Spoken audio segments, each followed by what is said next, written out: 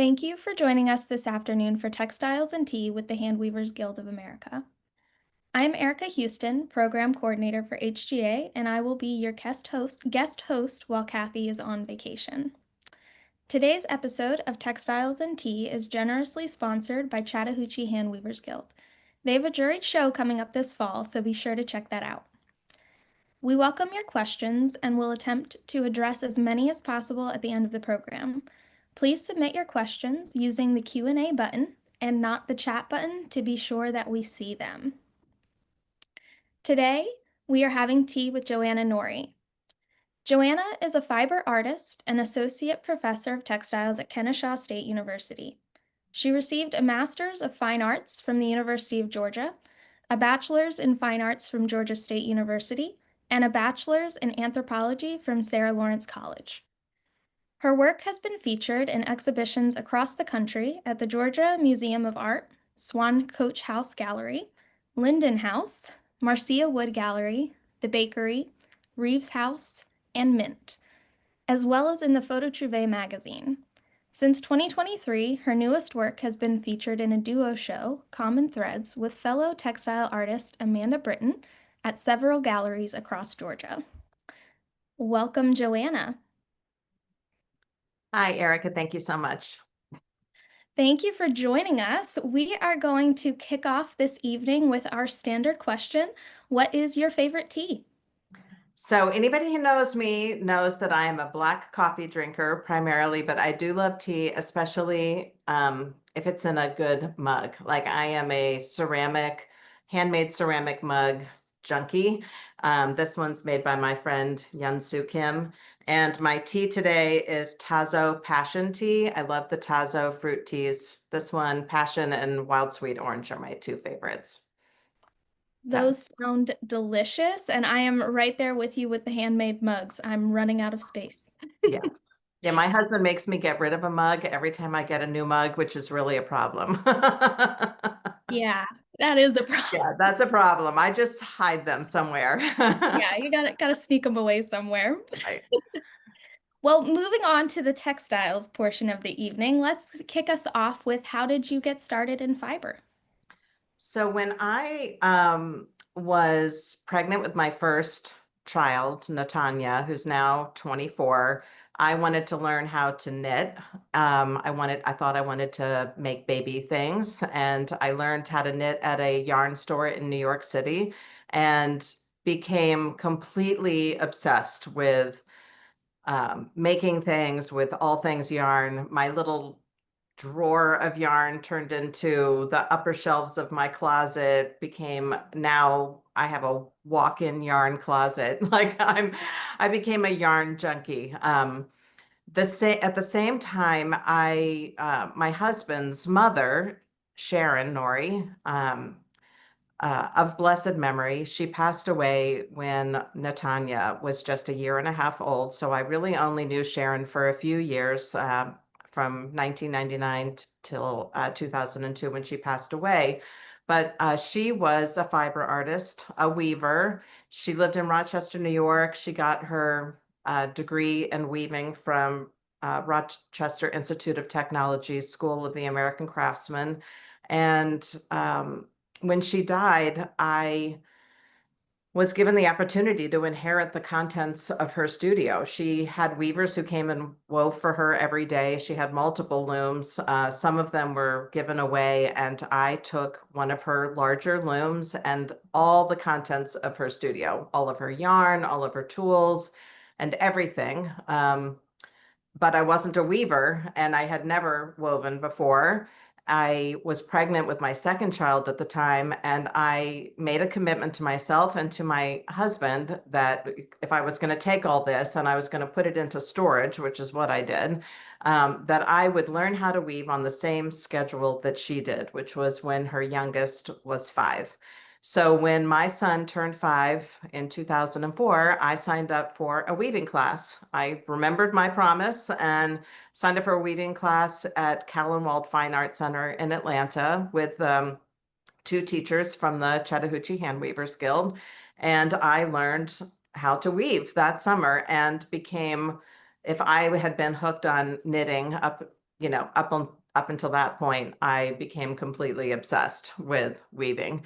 And it was one of my weaving teachers at Callenwald, because of course, it's a 10-week class, and then you sign up for another 10-week class and another 10-week class. And there are people who have been weaving for 10 years who just keep taking the classes so that they can weave in a community with other weavers. And it was a really, really wonderful, supportive group of people at that first class, that first weaving environment that I was in. And one of my teachers there, Judith Crone, encouraged me to take a class in dyeing at Georgia State University. And she was teaching there as an adjunct, and she knew that there was a new person in charge of the program there. And she thought that if I took a class in dyeing, that I would enjoy dyeing my wovens, dyeing my wefts, dyeing my warps, so that I would just have this like new aspect to my practice. So I had to actually apply to the university to take this class. I had to get vaccinations in order to apply. Here I was in my late 40s, and going back to school, and I thought I was just going to take this one class. Well, I was only in that class for a couple of weeks when I decided this is where I wanted to be for the rest of my life. I was like, how do I do this for the rest of my life? Be a student for as long as they'll let me be a student, and then be a professor. And I asked the question, I was told what I needed to do. I applied to the BFA program, and in 2.5 years got my BFA in textiles from Georgia State.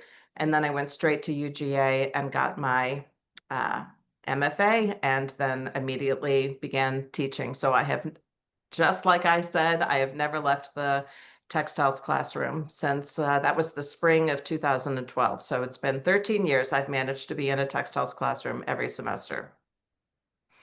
That's amazing. Really In awesome. my family, we call that lifelong learners, Yes, for always wanting to sure. be in the classroom.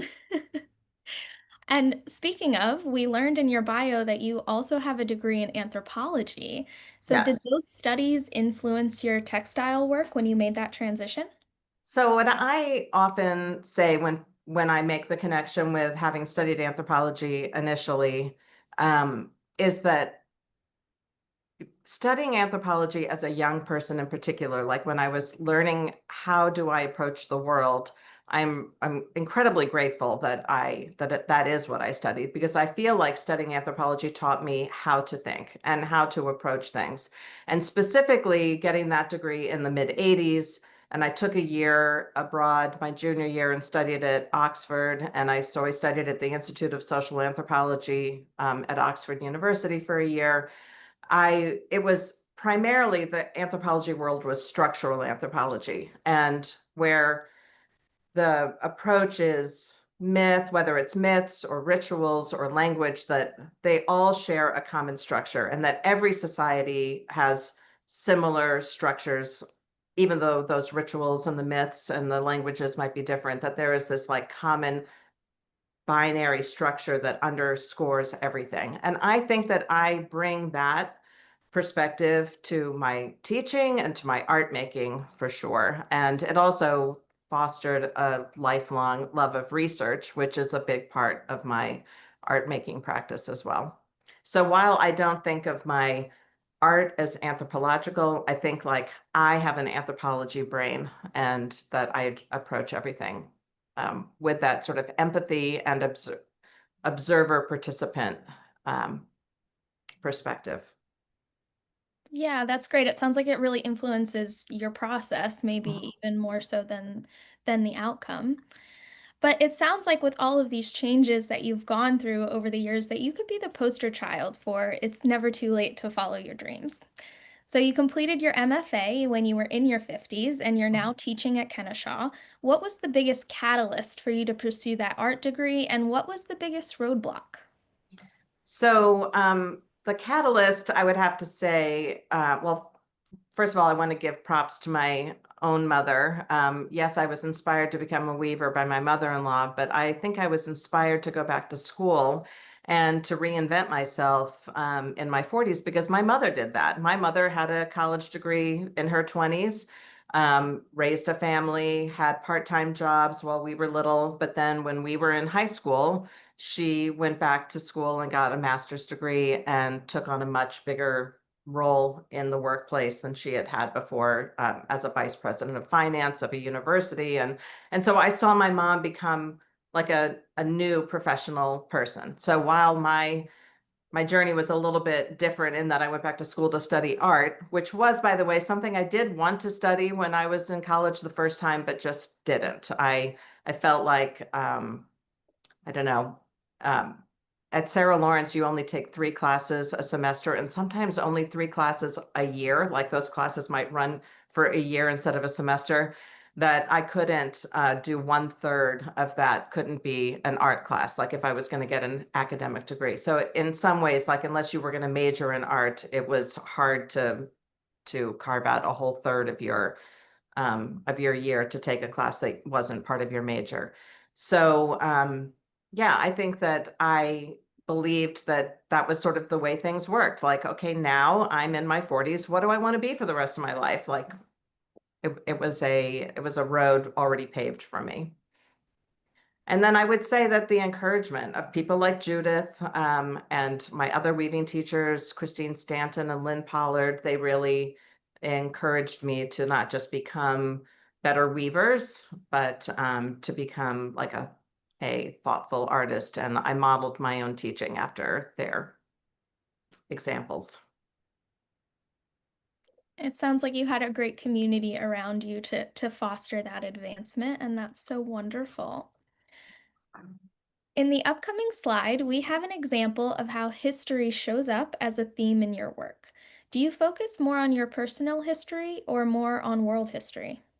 So I most definitely think that family and family history is the predominant theme in my work.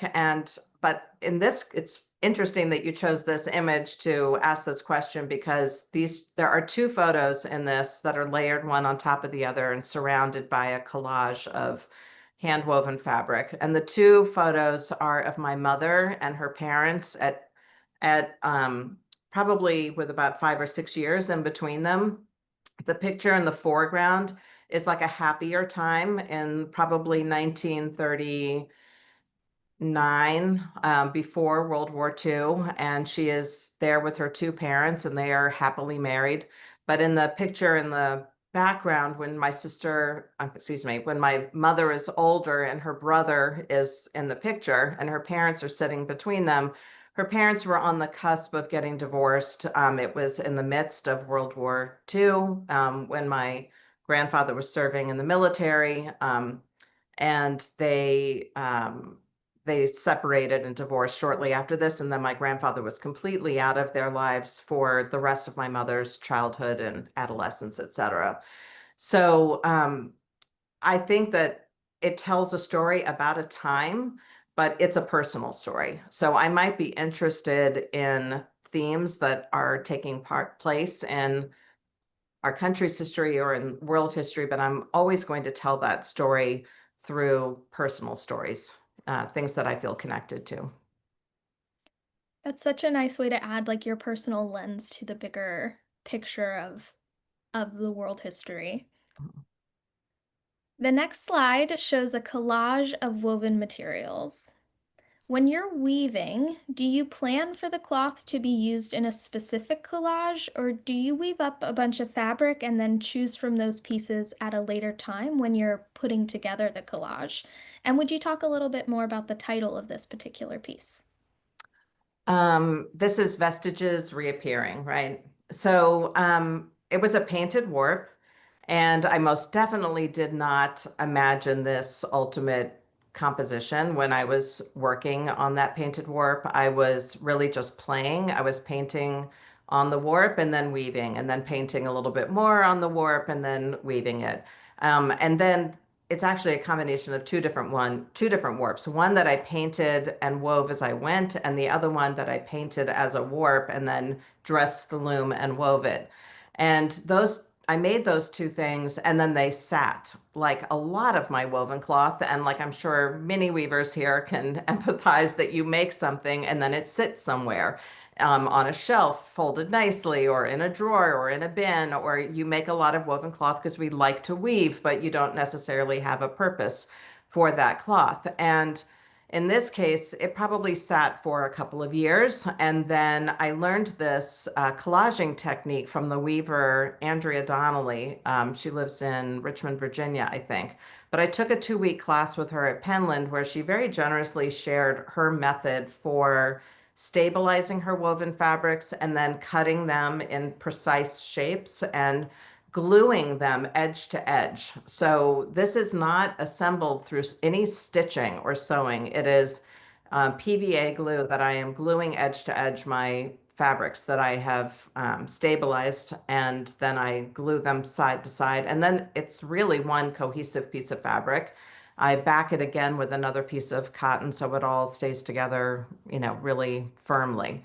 And uh, vestiges refers to like things that are like remaining, things that are left behind. And a lot of my work lately for the last 4 or 5 years has been about seeing my accumulated cloth that I've made, whether it's woven or knitted, as as like metaphors for parts of myself, and then to reclaim them or to unearth them and to give them new life is sort of a metaphor for what I feel like I'm doing with all my parts of my personal history, whether they're my stories or things that I've made, or really just thinking about having a future, like what is next? Well, everything that I bring with me, I have a lot of accumulated baggage that comes along with me, and what am I going to do with that? And I'm going to make something beautiful out of it.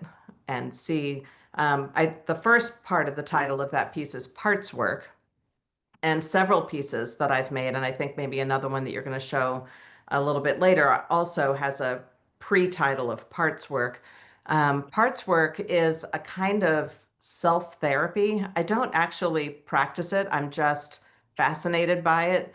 But it is a kind of self-therapy where you look at all the different parts of yourself as distinct personalities. Like you might have a rebel part and a controller part and a wounded part, but also maybe like a really productive producer, organized part. And the people who created Parts Work say, we know that this is true about everybody, because when I say to you, like, how did you feel when that happened? You say, well, a part of me felt this way, and another part of me was, okay with it. Or, a part of me was really sad, but another part of me thought, like, well, I could, it'll be okay. So you know that there are these different parts inside us because we can identify them and we can respond from both parts. And so I look at all these pieces of art that I've made out of parts, whether they are um,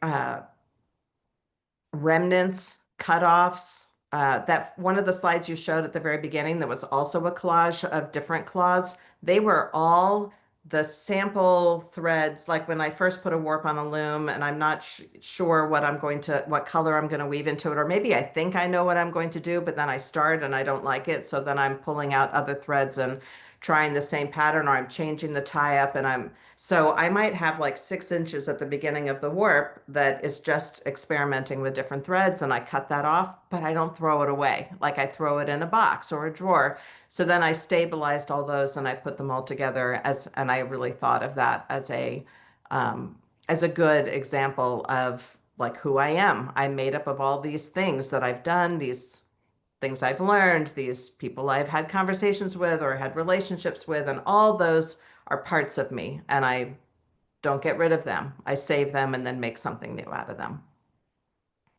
I love that. And it's like finding a beautiful purpose for Right. all of those little parts then over time. And that's such a beautiful message to even just us as people. Yeah, exactly. Well, the next work we're going to look at is titled Short and Plump. And I was just so struck by the kind of obsessive focus on the fact, or really the opinion, that this woman in the article is short and plump. There's so many other issues at play in these articles, but Yeah. this is a great example of how art can highlight an issue.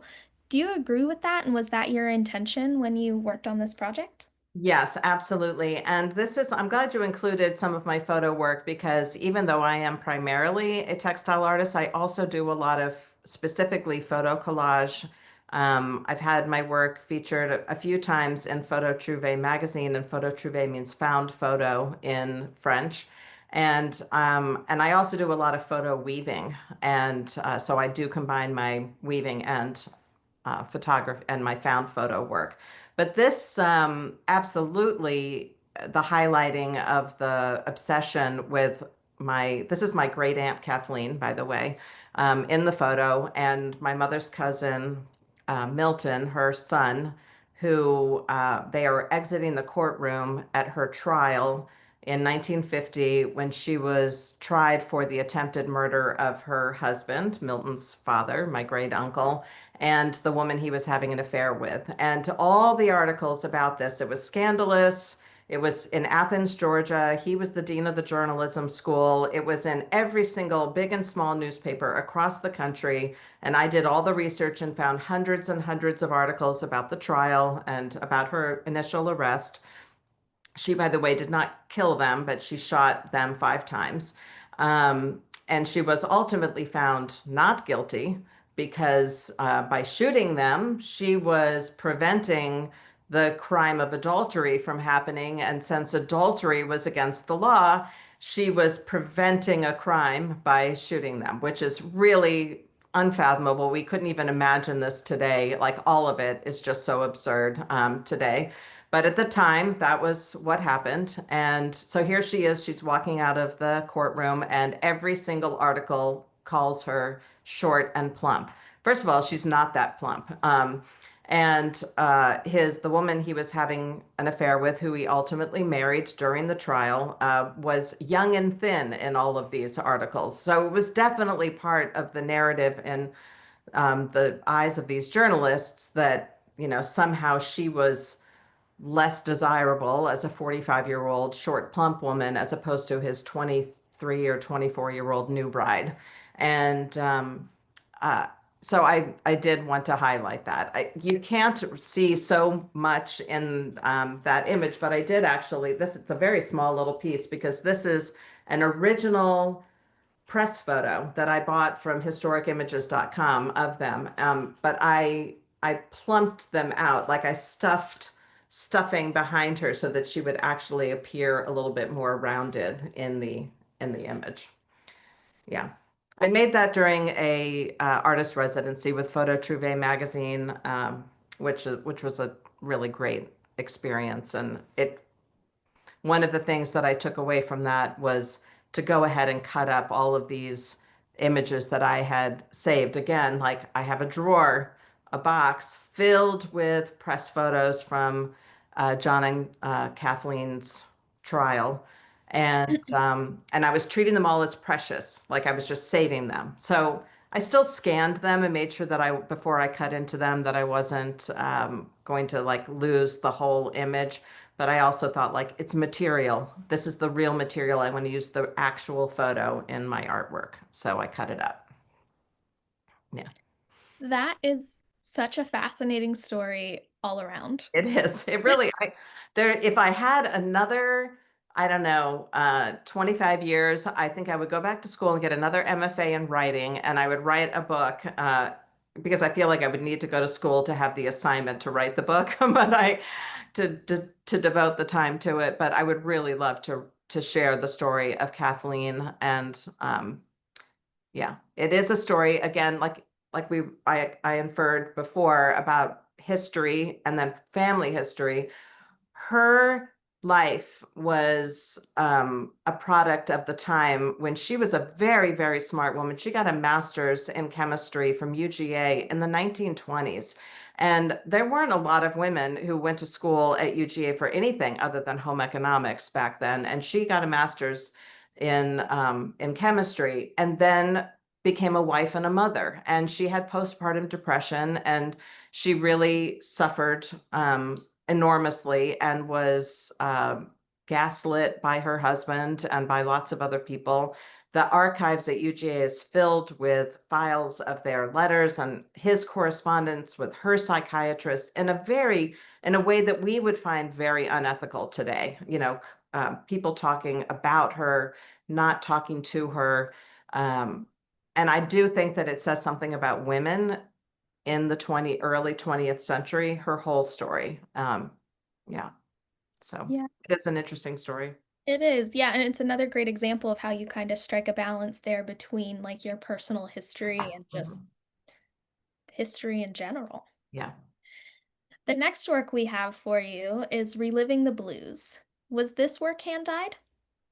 So it was, and this is another piece that I collaged together, like the painted warp one.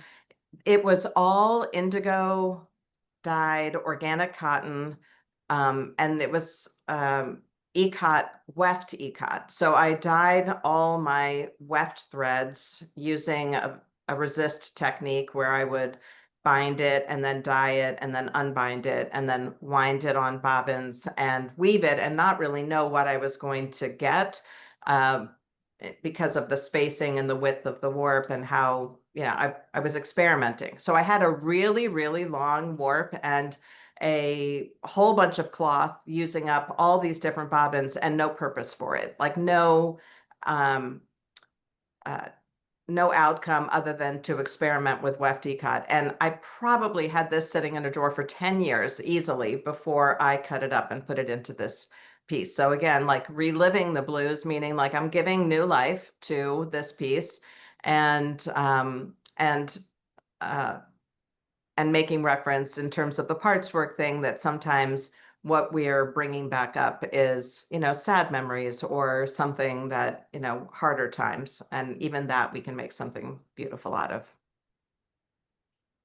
Amazing. And that's such a cool way to like pull together almost a sampler of sorts. Yeah.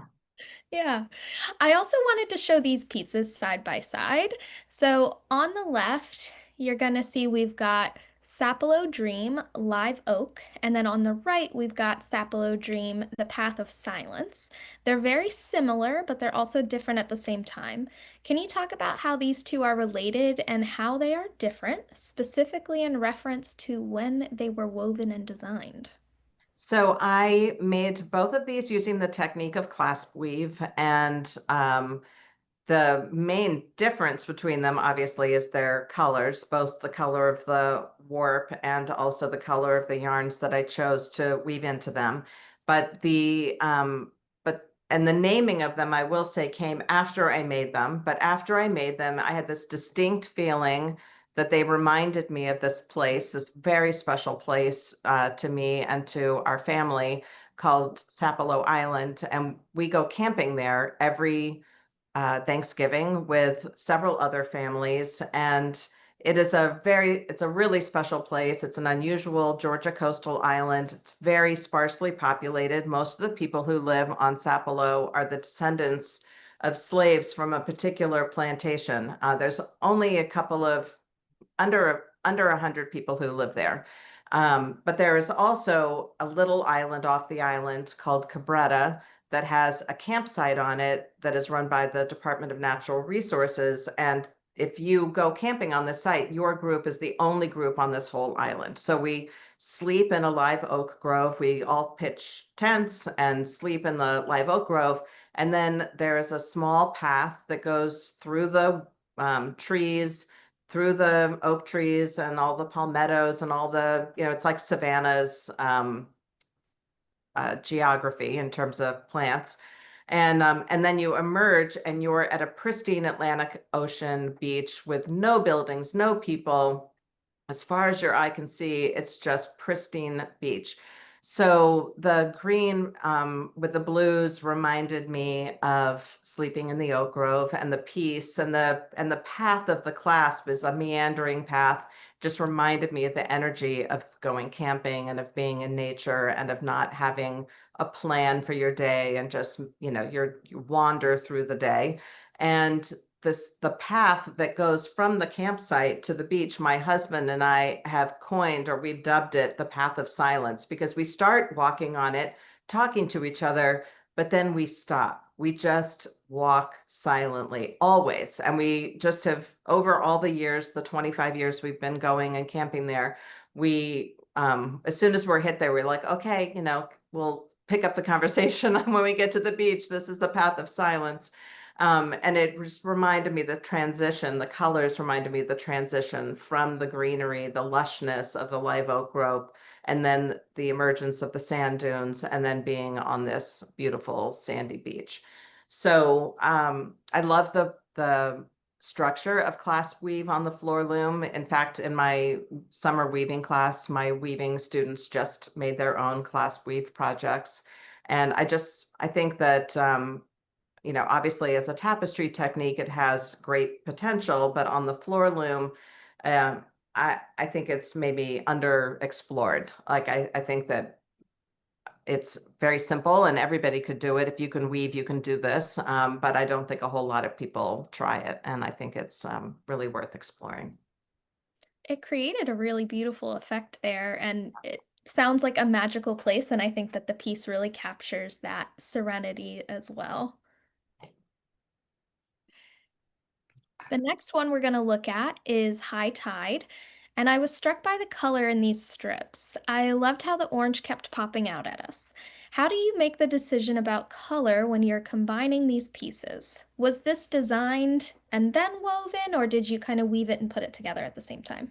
So this is first of all, I want to acknowledge that this is a collaborative piece, and I made about 50, actually, I made exactly 50% of the strips that you see, and my dear friend and colleague Amanda Britton made the other half of them. And this was from our show last year in Augusta, Georgia at the Westerbu Gallery. And we made this piece specifically for this show at this gallery. We walked in and we saw this corner and we decided we wanted to fill it with this installation. And in this case, our color story was very planned. It isn't always in my work. Like sometimes I'm just winging it, but Amanda and I wanted to make sure that our work worked cohesively together. So we met in a dye lab at Kennesaw. Um, it was before I was teaching there, but she was already teaching there. We met in the dye lab and we dyed a whole bunch of little squares of linen and cotton in a variety of different greens and blues and some chartreuses and key lime greens. And I don't even know if at that time we tried the orange or if we threw that in there later. And we dyed all these different colors. And then we chose the ones we liked the most, and we each made ourselves a little cheat sheet with little 1-inch squares of fabric with all the colors, so that when we went away and we wove our pieces, or in her case, she sewed vinyl with little inserts, and she sewed quilted pieced cotton strips. All my pieces were woven or knitted, that we made sure that our colors all matched. And in fact, I dyed most of the woven and knitted yarn were yarns that I dyed using the same formulas that we had figured out in the dye lab. So I had a whole bunch of organic cotton that I dyed and wove. But some of the other yarns are just yarns that I found and pulled that fit within the color story. So I don't always work that way, but I think in terms of our collaboration, and that we weren't going to be working side by side, that I was going to be making my pieces in my studio and she would be making hers and hers, that we wanted to make sure when they came together, they would talk to each other. Put a little extra step on you there, having to It do was that. yeah, it was something that I think that I learned from Amanda to do. Like I would probably even in my own work be a little bit more thoughtful and planful at the beginning. Sometimes I'm just winging it, like, oh, I like that. Let me start with that. And then let's see, and then I might end up with a whole bunch of pieces that don't want to live together in the same show. So I think if you're thinking about an installation, in this case, it was a relatively small gallery. So we wanted all the work that was in the room together to feel like it belonged together. Yeah, yeah, I agree. Sometimes having that exhibition kind of guideline can really narrow it down, which, well, you like being a student too, like you said, so it's like having that description of what your project has to be can Yes, kind of help right. guide you. Very much. All right, up next, we've got a picture here of a display case. Many people have display cases to show off souvenirs from their trips, but this work appears to contain more personal items, many that can't be purchased. Can you talk about this work? So this was also for a show I did with Amanda. In this case, everything in there, except for there are three um, shells made out of silicone. Like Amanda made these molds of seashells that she had collected and then embedded things inside them. And so in three of those four plexiglass boxes, there's one of her shells. But this was for a collaborative show. The first one we did that was at Berry College in North Georgia. And our approach to this show and our inspiration for the show had a lot to do with natural history museums and how things are displayed, and like that they were artifacts or specimens. Like we wanted things to look like specimens, but what are they specimens of? Like they're odd. It's oddities. It's like a cabinet of curiosities kind of collection, but then presented in these sort of scientific looking plexiglass boxes. So in each one of the four boxes is an off-loom weaving that I did on wood. So I wrapped a piece of wood and then with thread and then wove into the thread with a needle. So it's not on the loom, but created directly onto the piece of wood. So each box has one of those. Then there's a few woven rocks. There's a bone that I made in the top right box. It looks like a bone, but I made it out of white denim that is imbued with resin and pressed so much that it becomes like hard like stone, and then you can carve it. I cut the bone shape on a bandsaw and then sanded it down, dremeled it until it looked like a bone, and then sanded it until it was like really, really smooth like a bone. And I made a whole bunch of them a few years ago, and it is sort of an odd thing. Like I'm like making bones out of fabric.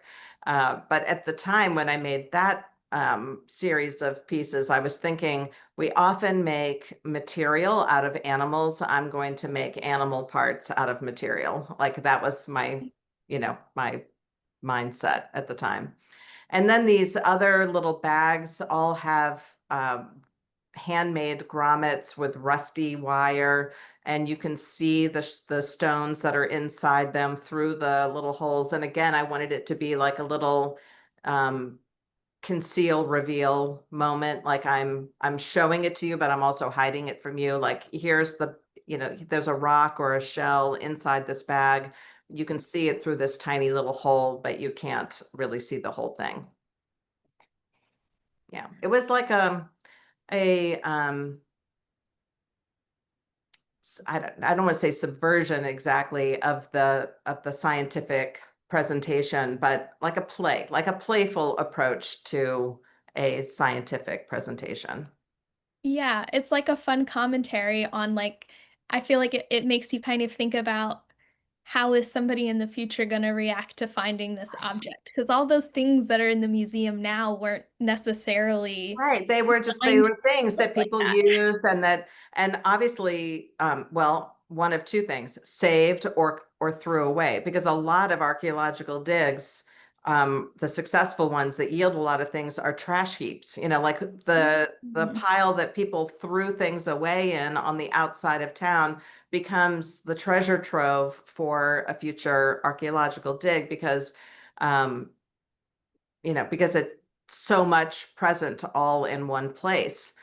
So About that. these are either the things we accumulate and collect or the things we discard, but I don't know about you. I'm not a hoarder. Like I have a very neat and organized home, but I also, when I make something or if I've imbued it with some meaning at any point, like if at any point it meant something to me, I have a very hard time letting it go. So whether that's a photograph or a piece of cloth or a piece of art that I've made, I feel like it still has a life. It still has a reason for being. And so it will make its way into a exhibit at some point in my future. Some point in time. All right. Well, we had to show this piece too. This one is very labor intensive. It is a selfie done in cross stitch. How did you choose this and this medium of cross stitching? So I can't remember if I made this in 2013 or 2014. So it is a selfie, but it is at least 10 plus years ago. I think initially when I named it, I called it Selfie with Hand Knit because I'm wearing something that I knitted. And so all those like speckled dots, that was all because the thing that I was wearing that was knitted was so elaborate and it was made out of hand-dyed yarn and there were so many color changes. Um, the the labor intensive is yeah an understatement. It's probably 100 plus hours of cross stitching in this 4x6 piece, Wow. and it was intentional as a commentary on the speed with which we take and dispose of photos compared to how we used to. Even in my own lifetime, when I um, growing up, I always had a camera that had film in it, and you took the pictures. You didn't know if they were going to be any good or not until you had them developed. And then you had this roll of 24 pictures, some of which you might be decent and many of which were not, but you saved all of them. And now we just take, you could take Snap away. 100 pictures in a minute and you wouldn't even think about it. And they're just so disposable. So this was stitched to be 4x6 to reference a 4x6 photo that I would have it earlier in my life had developed and delivered back to me in a little envelope. And to juxtapose the time that this took with the disposability of the selfie. But I do want to call out that this Catherine Soucy, who was one of my teachers at Georgia State, this was an assignment in a digital design class that we had to make something using a digital technology. And the digital technology I used for this was an app called cross stitch camera where you could take a photograph and it would convert it to a cross stitch pattern. It would even tell you which DMC threads to go and buy. And so I think that there might be something like 70 different colors in this. And to get all the different variations of shades and my skin tones. But instead of like, we also might think of digital textile design as being a relatively speedy, like expeditious way of designing something. You design something in Photoshop or Illustrator, and then you just print it out and your design is done. But in this case, I use technology to create a pattern for me to do something incredibly slowly that took a tremendous amount of time. And that was sort of a more interesting approach to me at the time, rather than just digitally designing something, and which felt at the time I've really grown. Digital textile design has grown on me a lot since in the subsequent years. But at the time, I thought like that just isn't who I am. That isn't what I want to do. I don't want to make things on a computer screen, and you know, Yeah, this awesome piece. I wanted to do everything I did with my hands involved in the process. Yeah, I think that's great. And I think that that juxtaposition there was wonderful. So I'm kind of glad that you didn't dive fully in just yet to the tech side of things. So you are a gatherer of things. You've been talking about your images, the fiber, weaving structures, fiber techniques. This piece is a great example of combining many of those things. The photo is inviting with enough distortion from the weaving to make it interesting. Would you talk a bit about how the top part of this piece is related to the bottom part?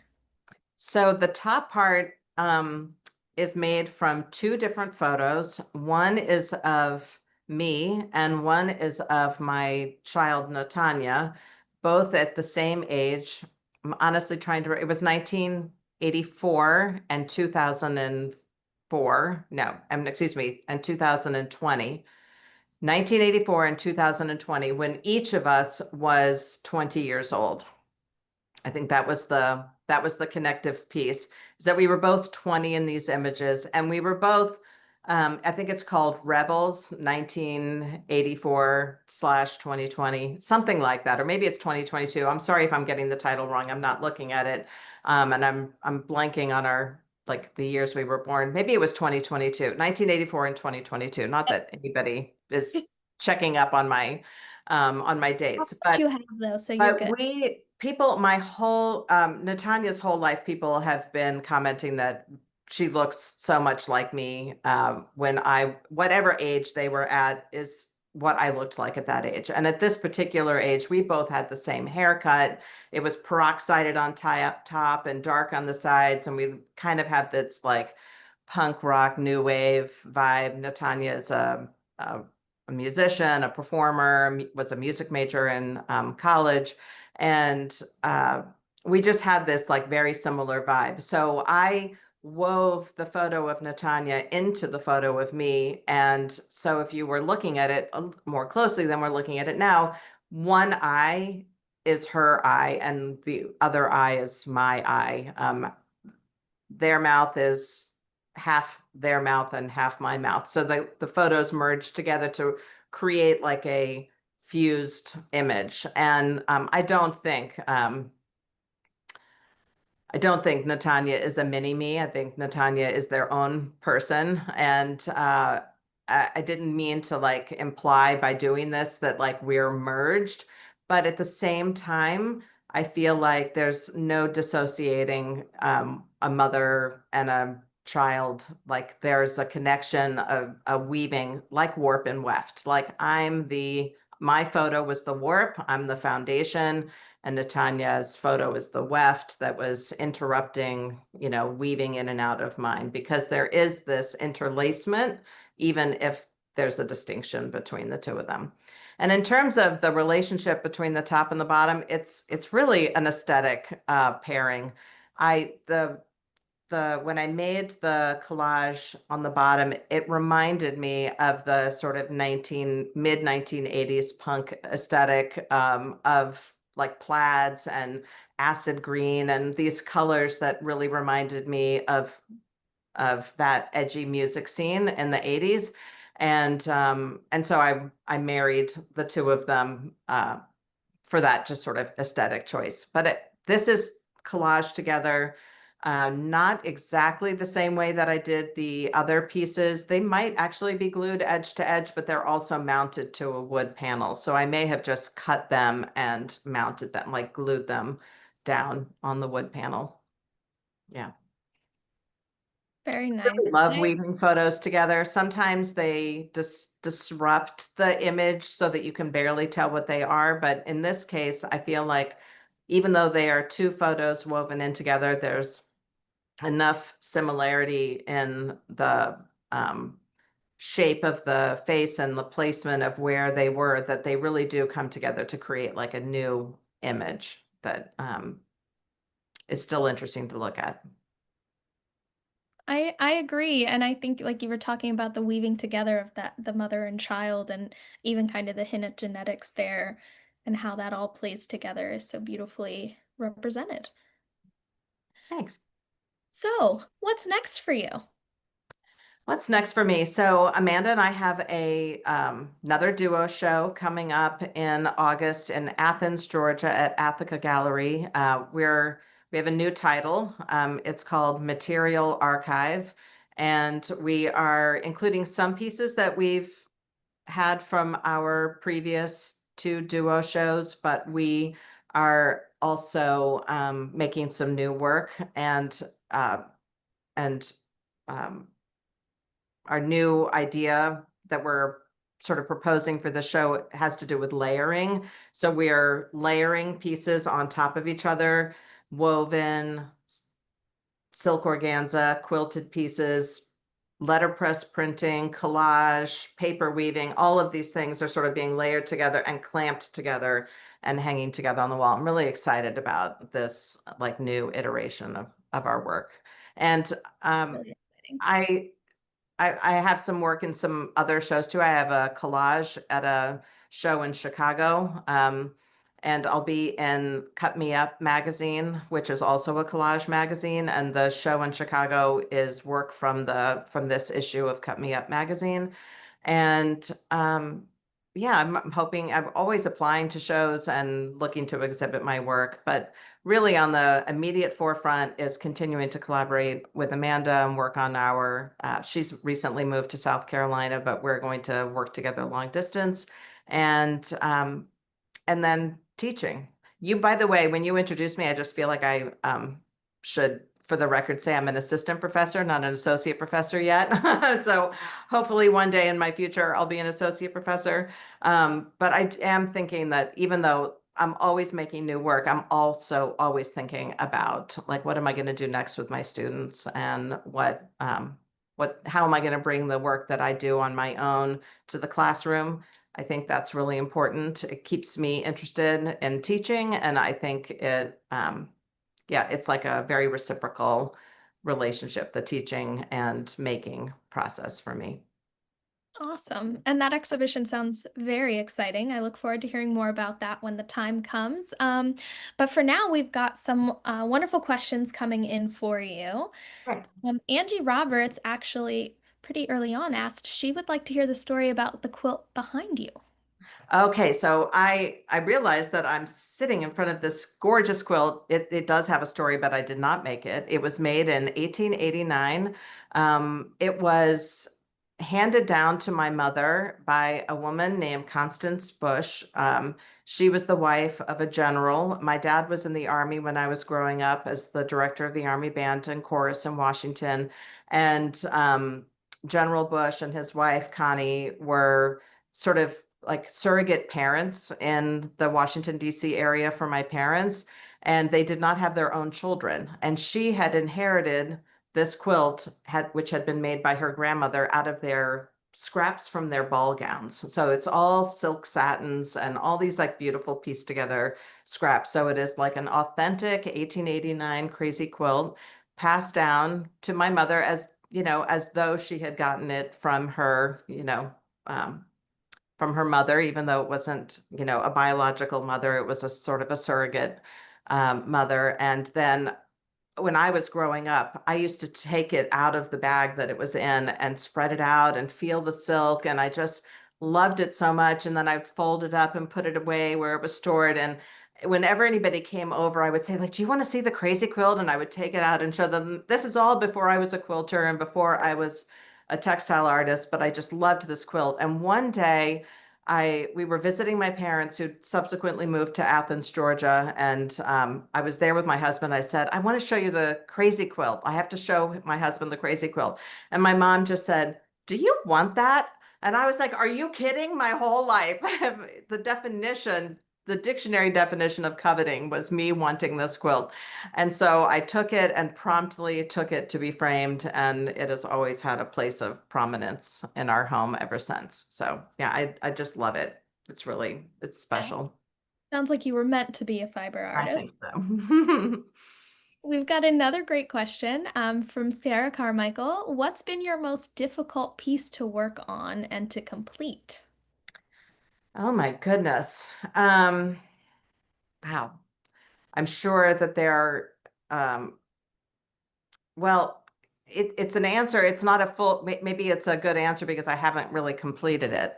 Um, a few years ago, I had an artist residency in Iceland at the Icelandic Textile Center. And next to the Icelandic Textile Center is a museum full of textiles. And it was closed for the winter, but they let us in and we sort of just wandered around, just the few of us that were there at the time. And I spotted this rug. It was a small rug in a pile of textiles, and I picked it up and I could not understand. I could not wrap my head around how it was made. It looked woven, but it didn't look woven. It looked felted, but what was the structure before it was like made out of wool and it had been felted, or fulled, but how was it made? So I took pictures of it. And when I got home, I posted it to Facebook to all my textile friends and said, how is this made?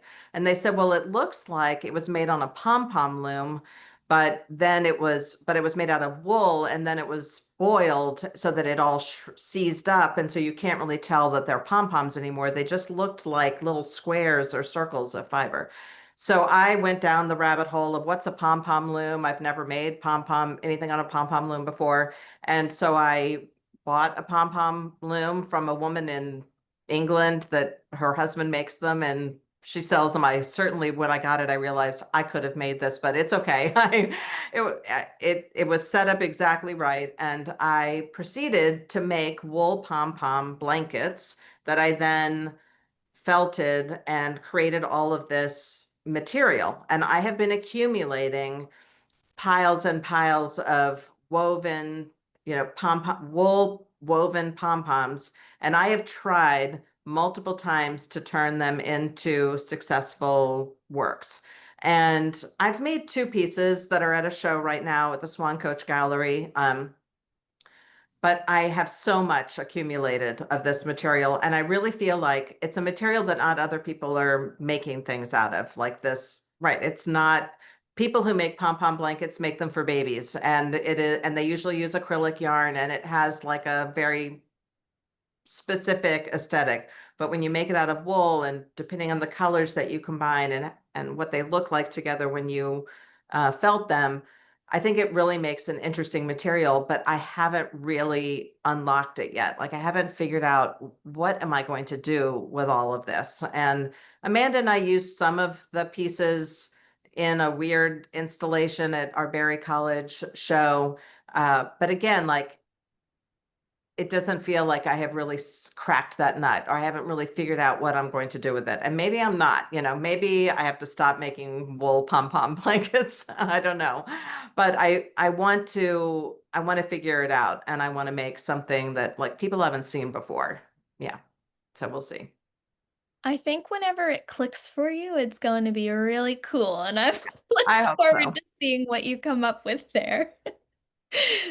Paula Williams is asking, when you're creating your collages, have you combined the knitted and woven pieces into a single collage? And if so, did you glue them together as you did with the woven pieces, or did you have to sew them?